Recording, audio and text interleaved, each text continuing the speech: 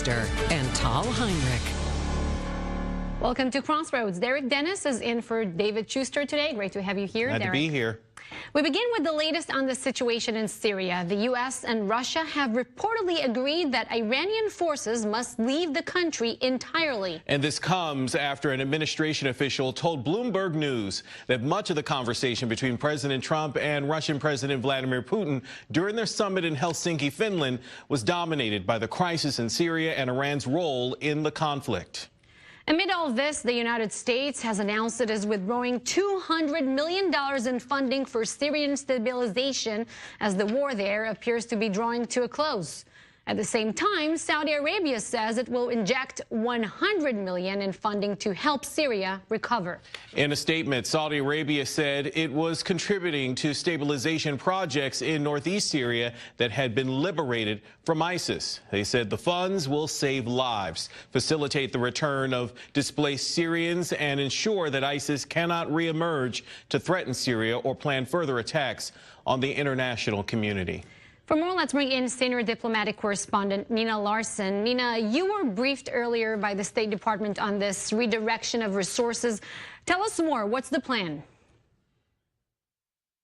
Well, there's a very concrete plan at the moment. Pompeo has just appointed two special officials for Syria, one for engagement with Syria, the other one a straightforward special envoy. And again, there seems to be this sort of compartmentalizing initiative going on at the State Department. Yesterday, we had the announcement of the Iran Action Group. Now the focus is on Syria. All of these diplomats will report directly to Pompeo, but we're seeing a refreshed focus on the Syrian crisis. Pompeo hosted Staffan de Mistura. He's the UN's special envoy to Syria a bit earlier this week. And we're really just seeing more indications that the US wants to be a more proactive player in the future of Syria. Nina, the headline here is on the money. Why has the U.S. essentially removed $230 million of that funding from Syria?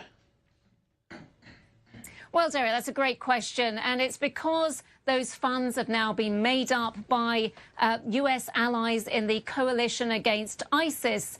Pompeo did a lot of lobbying on the sidelines of the NATO summit, and powers like Australia, Denmark, Italy, the UAE, we've seen this huge contribution of $100 million from the Saudis. They've made up those funds. They've got $200 million plus, so the U.S. has decided to redirect those funds that it was contributing into other areas. We don't know which areas yet, but I wouldn't take this as the U.S. kind of rescinding any kind of leadership role in all of this. They just feel that they've plowed an awful lot of money into this, and it's time for those coalition allies to step up for the post-ISIS stabilization of Syria. So that's stabilization of Syria. All the countries that you just named are involved. What about long-term reconstruction of the country? That's a great question, Tal. Well, that will go on for decades, really. In the short term, the stabilization projects are things like providing clean water to people, irrigation, local security, enabling people to go back to their homes. And Raqqa is a very good example of all of this. We heard from Brett McGurk. He's the special envoy that deals with all this kind of thing today. He said, actually, Raqqa is really improving. There's clean water in most areas. People are going back to their homes.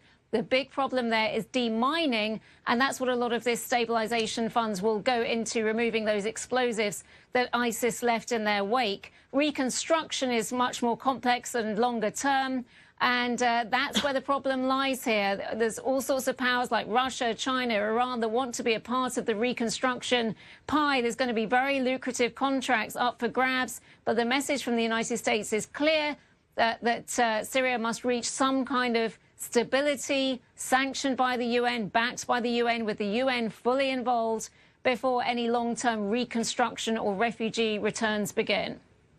Nina, as you know, there are reports that the U.S. and Russia have reached an understanding that Iran should be pushed out of Syria.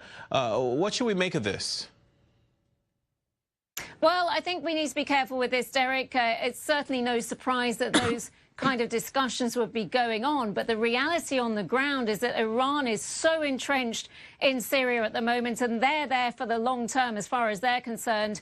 They want to run the telecoms, for instance, in a future Syria. They've got a lot of economic interest there now, as well as military. So no surprise that these discussions are happening. But again, in reality, Iran is not going anywhere. Our senior diplomatic correspondent, Nina Larson. Nina, thanks. Well, for more, we turn now to former CIA officer and prosecutor Jack Rice. And Jack, as we heard from Nina, the Trump administration's decision to cut this funding to Syria has been coordinated with the Saudis, among other coalition partners. Do you think it's a good step that will save U.S. taxpayer money, or is it dangerous because, well, it means that the U.S. has less involvement and influence in Syria, right? Well, I think that's been the big problem we've seen for some years now, is that the Americans have continued to pull back. And remember, the real problem that we face, not just in the short term, but in the long term, is this, is an unstable Syria, an unstable regime in the region, simply exacerbates the problems down the road. That's one of the reasons we saw the buildup of the likes of ISIS. That's why we saw other schisms going on within the country itself that caused the very problems. Think what we did in Afghanistan. Think what has happened in other parts of the world. This is the last thing that we want to do. So I think the real question is how do we bring stability to a region that hasn't seen it for so long? Good question. Well, it seems that when it comes to foreign policy, the Trump administration appears to be really strict about how it distributes U.S. aid, keeping President's America First ideology. And this includes funding to Syria, Pakistan, or even the United Nations. How would you compare President Trump with previous administrations in that respect?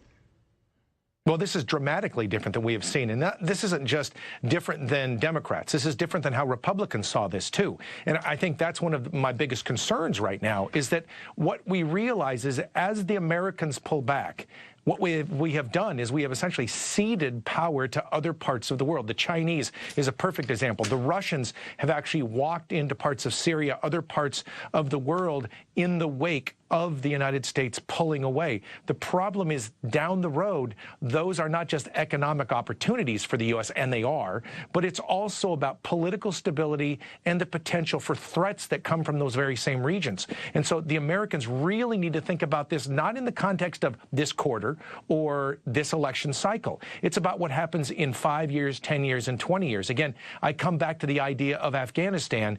That was a perfect example of a decision to say, we don't have an interest there. Well, we figured out after 9/11 that, you know what, maybe we do. And that's one of the things that I think we have to continue to think about. It's not just about what happens today and tomorrow.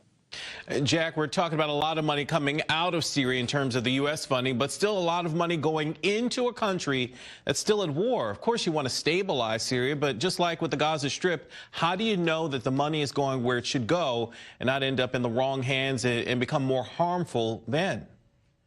Yeah, that's a great question, because remember, one of the big problems that we have is that the Assad regime continues and to some degree is flourishing. Because of what has happened over the last couple of years, the Assad regime controls the majority of the country again, and they're going no place. And on top of that, we realize that it's very likely, based upon all the evidence that I have seen and that is out there right now, substantial numbers of people have committed war crimes. Remember, we're talking about 500,000 dead. We're talking about 12 million who have been displaced inside and out of the country. And a big part of this is to try to convince some of those people to come back to Syria. But when you have all of those issues, to simply pull back and say, well, we're going to come up with a couple of $100 million, which may sound like a lot, but realistically, the cost of rebuilding Syria is going to be billions and billions and billions. I sounded a little bit like Carl Sagan there, but there you have it. Mr. Rice, as a former CIA officer, we're wondering, what's your thoughts about the method of revoking security clearances as the president is doing right now? You know, this is a tough one. And this is a tough one because I don't want to see this as a political question. The problem that we have is this, is that when you look at former directors of Central Intelligence. We're talking about people in NSA. We're talking about people at National Intelligence. The purpose of giving them clearances is that they are people with a lot of experience who can then provide that benefit to the future leaders in those very same areas. That's one of the reasons you have so many of these leaders who are up in arms right now. When you see what this president has said, which is, I don't essentially like what he has said about me, the criticism about me. The problem is that these people are not, in their professional roles, they are not left or right. They are providing the information that they have and the analysis that they have. When you turn it into something fundamentally political, which again this president has done, the net result, and this, by the way, he has done this not just at CIA, he's done this at Justice, he's done this at Department of Defense, he's done this at State Department. What it does is create not just instability, but it makes the American people doubt all of those fundamental bedrock institutions. And that may be the scariest aspect of all of this, and the one that's going to have the longest impact in the United States. Former CIA agent Jack Rice, thank you. We will, of course, continue to discuss this issue as we... Yeah, I was going to say that, you know, the Trump administration says it's not political, that the president was simply in his right to revoke the security clearance of John Brennan. But a lot of people don't buy it. A lot of people think that the coincidence of Brennan being a staunch critic of President Trump has a lot to do with the revocation. And as Jack Rice just said, maybe it's part of the bigger picture of the feud between the intelligence community and the president. All right, when Crossroads returns, a proposed truce between Israel and Hamas threatened by new protests along the border. We'll have the latest. And the threat of more sanctions from the U.S. has sent Turkey's currency plummeting again. More on the economic crisis there after the break.